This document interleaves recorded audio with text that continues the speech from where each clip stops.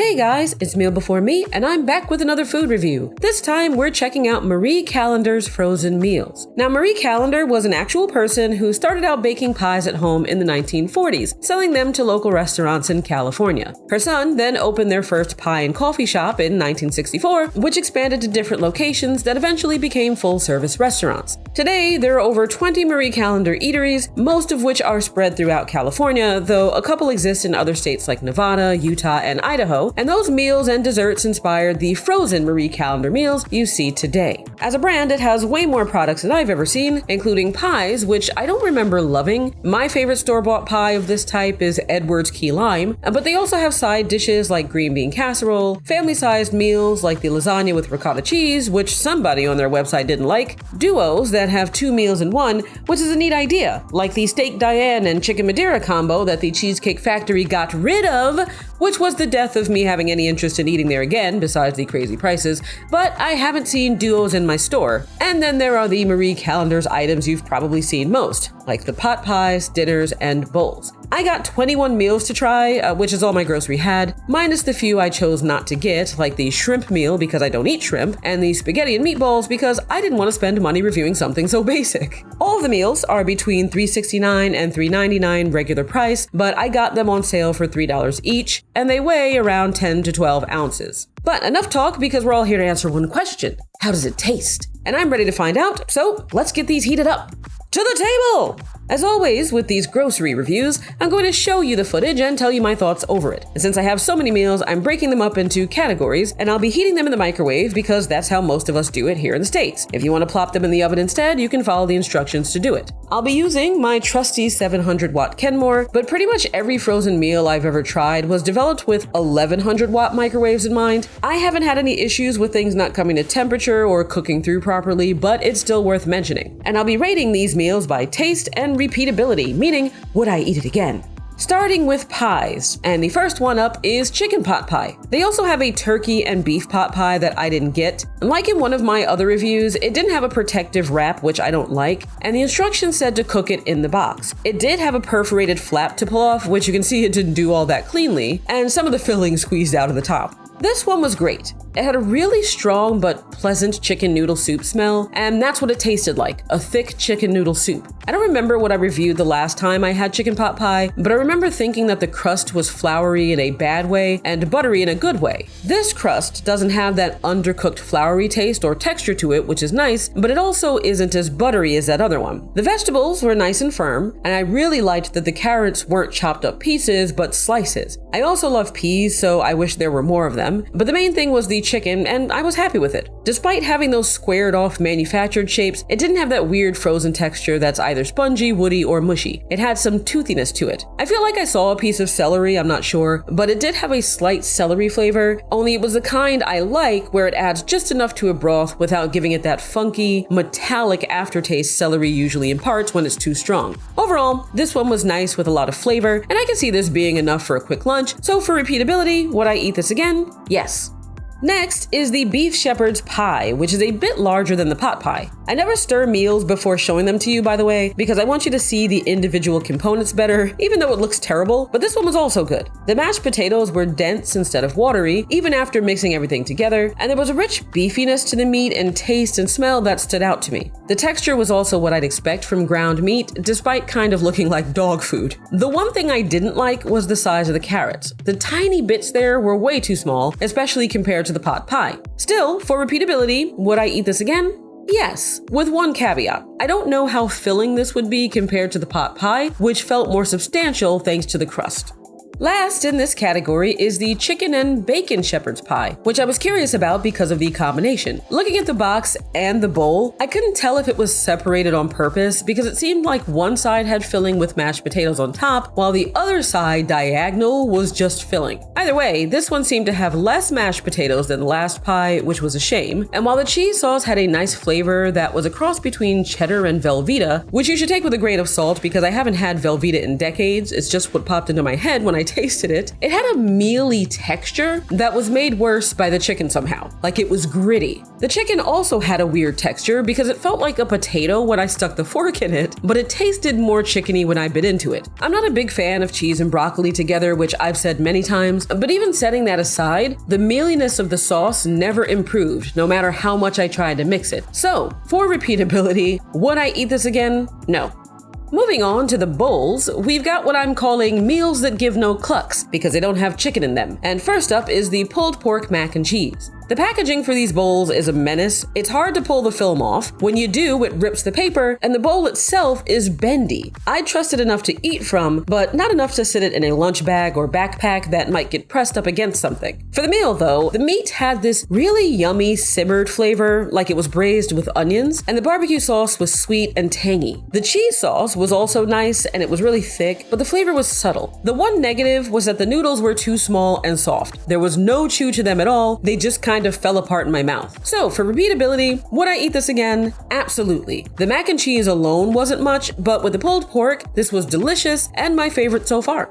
Next is the Swedish Meatballs, and I always say whenever I try them that I have no idea what they're supposed to taste like, so I judge them by flavor, not authenticity. The meatballs here didn't have a lot of seasoning or spice to them, and they were too densely packed with a uniform texture, like they were formed from a meat paste rather than ground meat. Basically, they tasted like the meat was overworked. The noodles had that perfect al dente thickness and chewiness to them, but there was an oddly sweet, almost floral taste that I didn't like at all and can't explain, even after checking the ingredients. And that was just tasting the noodles alone. The sauce alone was creamy and not as black peppery as Swedish meatballs I've had before, and it was a hint of something light, like a white wine, though I didn't check the box to confirm that one. It was all much better with the meatballs mixed in, but it tasted weird without them thanks to the noodles. So repeatability with this one is no. I didn't care for it at all.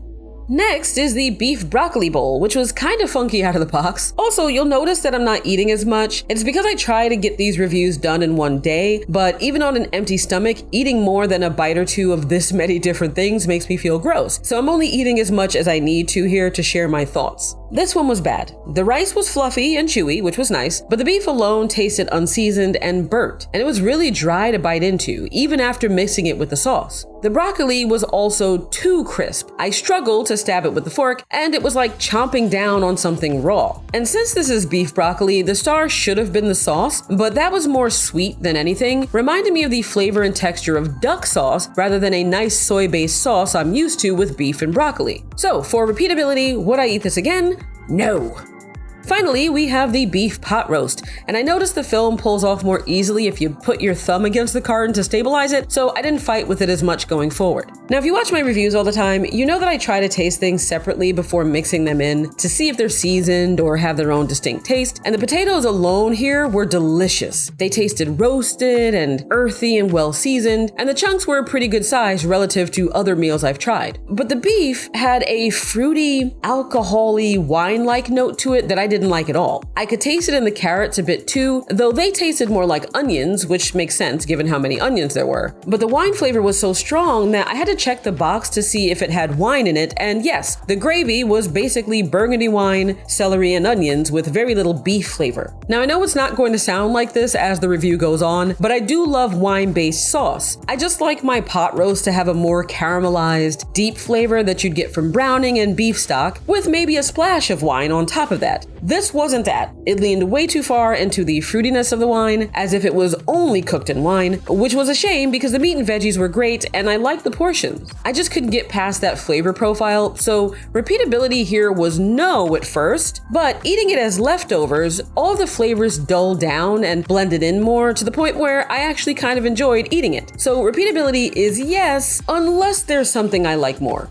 Now we're getting into what I'm calling the Italian category, even if it's not necessarily Italian, just because it's mostly pastas with sauce. And first is the 4-cheese ravioli. You'll see that I was struggling to remove some of the bowls because they were frozen to the inside of the box. Also, they may not look that steamy after I heat them up, but that's because I let some of them cool down a bit to avoid burning my hands holding them. Not to spoil my ranking ahead of time, but I really like this one. First of all, I think I counted 7 ravioli, which is more than I usually see in meals like these. I feel like you're lucky if you get more than 4. They also had a really thick, chewy shell, which is probably why none of them were broken. And the filling was super rich and dense. It was a mix of ricotta, mozzarella, parmesan, and romano. And the ricotta gave it this richness that coats the tongue, while the parmesan added a little tang. There were tomato bits floating in the sauce that tasted a little too sour for me, and the marinara was more on the acidic side than I like, but it blended really well with the ravioli and that slight sweetness of the ricotta. So for repeatability, would I eat this again? Absolutely. My one issue was that when I was done eating them, there was a bunch of sauce left over that I'm not going to do anything with. I'm not going to drink it. So I think if I had a little piece of garlic bread I could use to scoop it up, it wouldn't feel like a waste. Maybe they could try something like that. A line of pastas, only they all come with a little piece of garlic bread.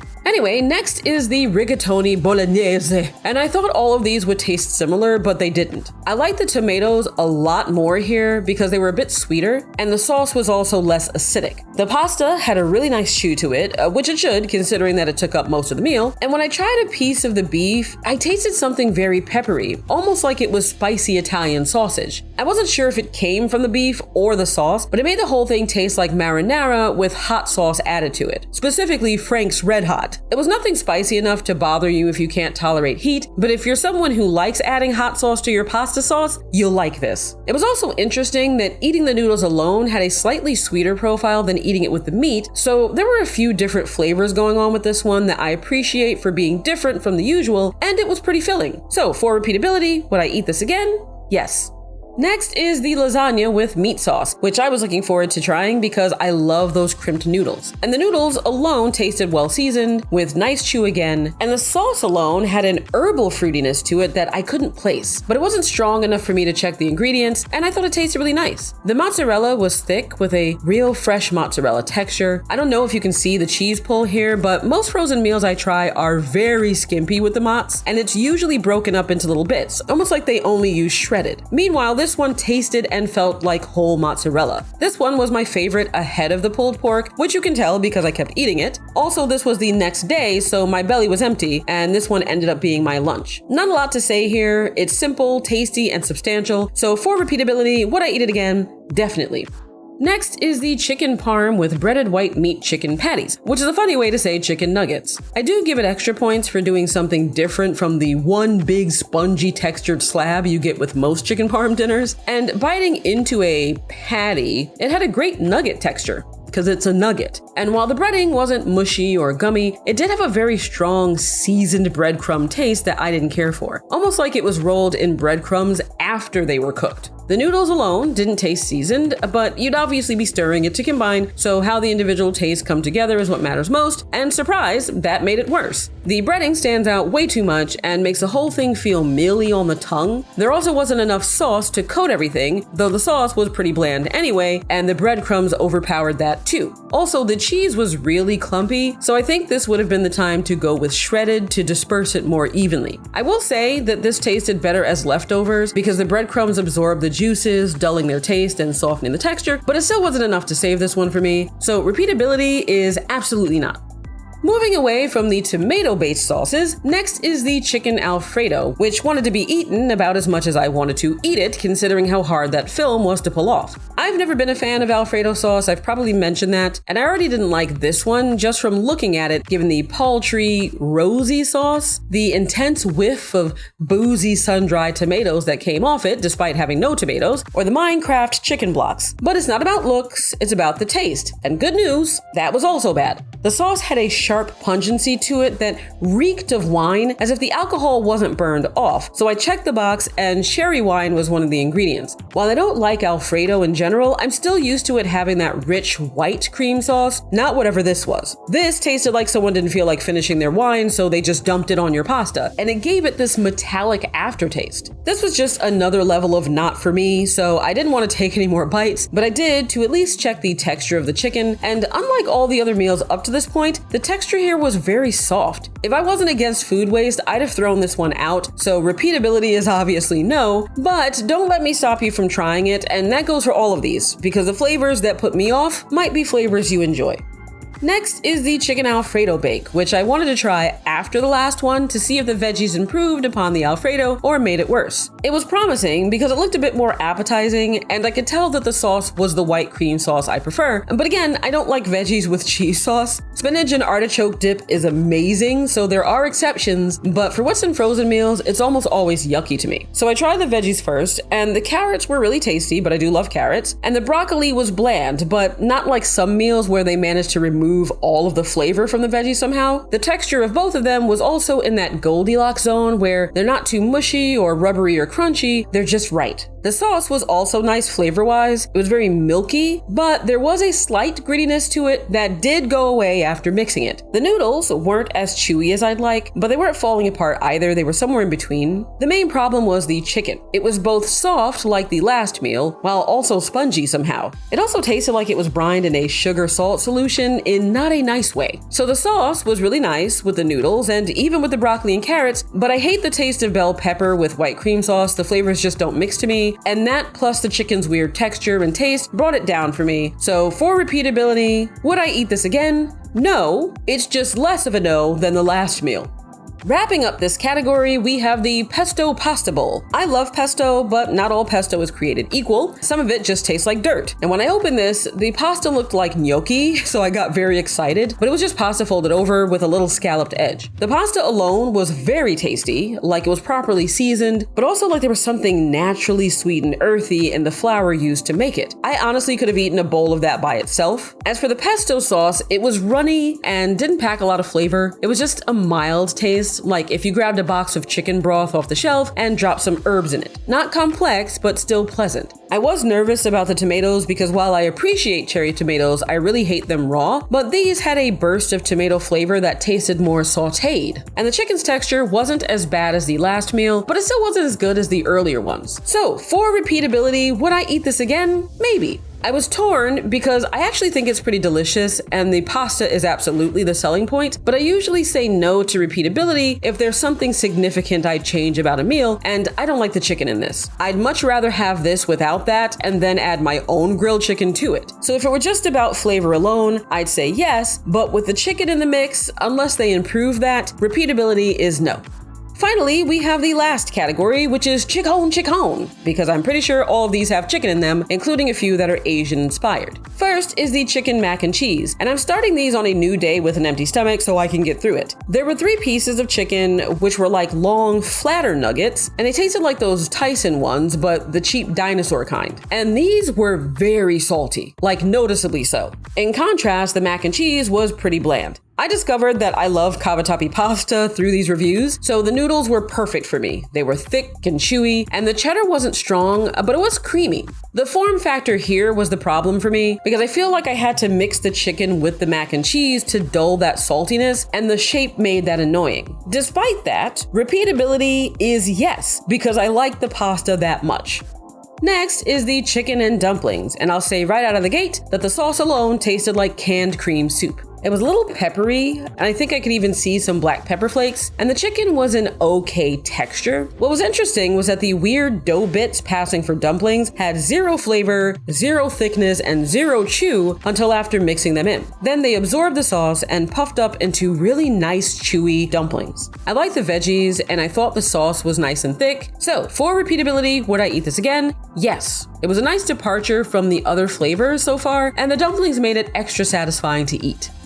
Next is the Sesame Chicken bowl, which I wasn't thrilled about because the film was already peeled and the box felt like it could have potentially been opened and re-glued. Under normal circumstances, I'd be too weirded out by that to eat it because I'm very paranoid about food tampering, but I took the chance this time for the review. I just won't be eating a ton of it. I also wasn't thrilled because these mainstream frozen meals usually get Asian flavors very wrong and they all taste the same somehow. The sauce had this burnt nutty flavor and the chicken was a nice nugget texture, kind of like like the last one, but it reminded me of McDonald's nuggets in flavor, which I haven't had in like 20 years because I hate McDonald's, but something about the baking soda-esque coating made me think of it. It tasted a lot like I remember other frozen meal sesame chickens tasting, only with a deeper punch of flavor and a thicker sauce. The crisp of the breading disintegrated into mush as soon as it touched the sauce though, making the chicken less palatable. I personally think it would have benefited from not being breaded at all. So this was better than other sesame bowls I've tried, but it still wasn't my favorite flavor profile, and I wasn't a fan of the noodles at all. So for repeatability, would I eat this again? No, not even for free. Next is the sweet pineapple chicken teriyaki. I hate water chestnuts, you know this, so that's always a red flag, but I love pineapple, and this one had a nice balance of veggies and meat. The sauce was thick, but there wasn't a lot of pineapple, which would have sweetened it up more and added a brightness and a much needed freshness to it. As for the chicken, that was just okay. So the one thing I'll say about this brand is that the chicken is very inconsistent. The important thing is the sauce though, and it's not my type of teriyaki. I like deeper soy sauce flavors, and this one tastes like all of the other frozen chicken teriyakis, even the ones that don't have pineapple in them. It's not that it's bad, it's just that it could be more interesting and could have leaned more into that pineapple flavor. So repeatability for this one is no. Next is the orange chicken, which I was worried about because I'm very picky with citrusy sauces. And even though I'm not rating these by whiff, this one had a very strong smell worth pointing out, but in a good way, like aromatic spice. The nuggets, again, had that McDonald's-ness to them, where the coating just tasted chemically, and the sauce was super strong. It was just pungent and way too tart for me, almost like it was made not with oranges, but with grapefruit, or a mix of lemons. And I know I don't like orange chicken in general, but there was a review where they had an orange chicken meal that I thought was delicious. I don't remember which one. So the problem isn't the fact that it's orange chicken, it's definitely the balance of the ingredients. So I will say that this one was better than others thanks to its more distinct flavor. I definitely give it credit for that. I just don't want it. It almost has too much flavor, where it started stinging the roof of my mouth and tongue. Very strong lemon notes. So keeping in mind my bias towards citrusy things, repeatability for this one was no, but if you like that punch of citrus, you might enjoy this. Next is the chicken fried rice, which I don't think I've seen in a basic frozen meal before. I noticed that all of the ones with more sugar, the sauce burns up against the bowl, and I know you can help that by mixing it really thoroughly before heating it all the way through, but maybe they shouldn't package it with the sauce off to the side that way in the first place. Regardless, the chicken was an okay texture again, though it had no taste. The rice was fluffy, and the sauce skewed a bit dark, likely because of that burnt component, while also having no dimension, as if they only used soy sauce and nothing else. The main disappointment here though was the eggs. There were barely any, not even enough to make up a single yolk, which sucked because the little bit I tasted was really nice, like a well-seasoned scramble. If they used more egg here, it would have balanced the meal out by adding that buttery saltiness to contrast the earthiness of the rice. It'd also be nice if the chicken actually looked like the box, but being stingy with the eggs is what made the overall flavor here unpleasant. So for repeatability, would I eat this again? No. And it's a shame because I think a chicken fried rice bowl could be a hit if they made it right. Finally, last in this review, we have the roasted garlic chicken. This one smelled especially nice, and given the flavorfulness of the meals overall, I expected this to taste like something more, while also being similar to the pesto one. And it was similar to that one in terms of being more on the subtle and runny side, only the flavor wasn't as good. I don't know if it's just me, but I feel like all of the meals I try that have this Mediterranean sort of simplicity to them, or that are just labeled Mediterranean, are just bland and unpleasant. Like someone boiled water, tossed a piece of grass and tomato in it, and said, "Here you go, sauce." The noodles were also way too soft, and the tomato pieces should have been bigger chunks. In general, this wasn't bad, and you can taste the garlic and tomatoes. I guess the best way to describe it would be mild and mid. So I think it'd be good if you don't like more distinct flavors and just want something light. That's not what I'm looking for in a frozen meal though, so for repeatability, this one is no. Getting into my final thoughts, it's been interesting trying all of these frozen meal brands because while they all share some of the same problems, they're always different from each other overall. Marie Callender's has stronger flavors than usual and that are more distinct, and I think they try to stand out with their combinations, especially when it comes to the type of carbs they pair their meats with. It's also the first brand I've tried where wine seems to play a big role in nearly every dish, and you can taste that, for better or worse. My final verdict is that for this to be in that mid-tier price range, I think it's better than I expected, and there are a few that I definitely know I'm going to buy again when they're on sale. But let me know if you've tried any of Marie Callender's, even if it's ones that I didn't try here, just so other people might know which ones to look out for, and if you've ever been to Marie Callender's restaurant. If you haven't liked and subscribed yet, please do. Thanks so much for watching MBM, and I'll see you snackies when I'm backies.